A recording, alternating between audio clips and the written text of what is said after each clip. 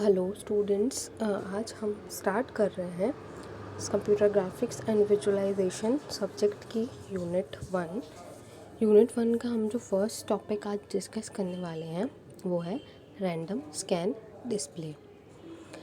जब भी हम बात करते हैं कंप्यूटर ग्राफिक्स की तो ग्राफिक्स में जो सबसे इम्पॉर्टेंट पार्ट आता है वो होता है इमेजेस ना। सबसे पहला जो इम्पॉर्टेंट पार्ट है हमारे ग्राफिक्स का वो है इमेजेस। अब इमेजेस को ड्रॉ करने के लिए हम बेसिकली दो टेक्निक्स जो हैं वो यूज़ करते हैं।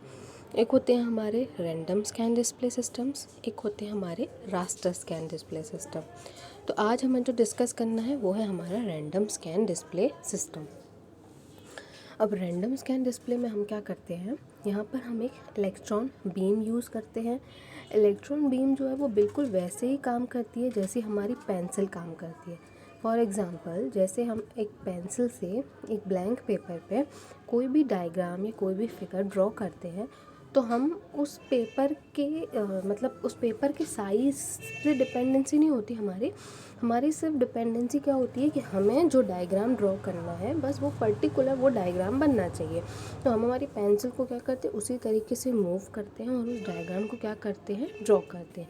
सिमिलरली हमारी जो इलेक्ट्रॉन बीम होती है वो हमारी सीआरटी स्क्रीन के लिए उसी पेंसिल का काम करती है, और जो हमारा कॉपी वाला डायग्राम है वो ही डायग्राम हम क्या कर रहे हैं, सेम एज इट इज़ हमारे स्क्रीन पे ड्रॉ कर रहे हैं। तो हमारी बीम आएगी और बीम क्या करेगी, उस पर्टिकुलर पॉइंट को ही हाईलाइट करेगी जिस पर्टिकुलर पॉइंट पे क्या बनने वाला है, हमारा डायग्राम बनने वाला है।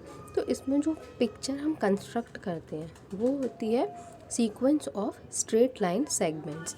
क्योंकि रैंडम स्कैन है तो रैंडम स्कैनिंग में हम जो हमारी इमेजेस हम बनाते हैं वो बेसिकली क्या करती हैं, वो लाइन सेगमेंट्स को फॉलो करती हैं। तो हमारी यहाँ पे जो पिक्चर कंस्ट्रक्ट होगी वो हमारे स्ट्रेट लाइन सेगमेंट को क्या करेगी, उसके सीक्वेंस को फॉलो करके कंस्ट्रक्ट होगी।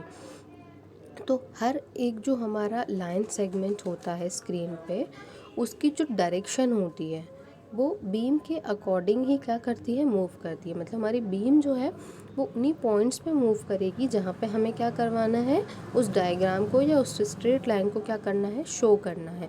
तो उसी तरीके से हमारी बीम जो है वो मूव करती है one point two the another on the screen, जहाँ पर क्या होते हैं, एक्स और वाई कोऑर्डिनेट्स डिफाइन होते हैं पहले से उस लाइन के। तो जहाँ से लाइन का स्टार्टिंग पॉइंट है वहाँ पर बीम ने स्ट्राइक करना शुरू किया।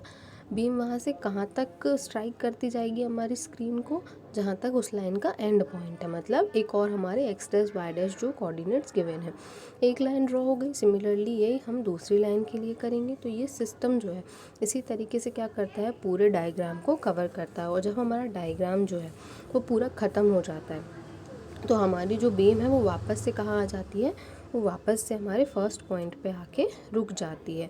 तो यहाँ पे हम क्या करते हैं कि लाइंस ऑफ द इमेज जो होती हैं वो 30 to 60 टाइम्स ईच सेकेंड हमारी बीम जो है वो स्ट्राइक करती है।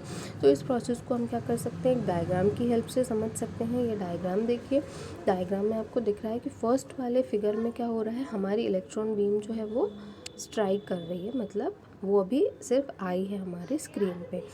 सेकेंड वाले डायग्राम में क्या हो रहा है कि बीम आई और बीम ने एक लाइन जो है वो पूरी ड्रॉ कर दी है। एक लाइन पूरी ड्रॉ हो गई है, रेड कलर से दिखाया है कि वो लाइन जो है पूरी ड्रॉ हो गई है। थर्ड वाले डायग्राम में क्या हो रहा है कि हमारी बीम जो उसने सेकेंड लाइन भी पूरी ड्रॉ कर दी है।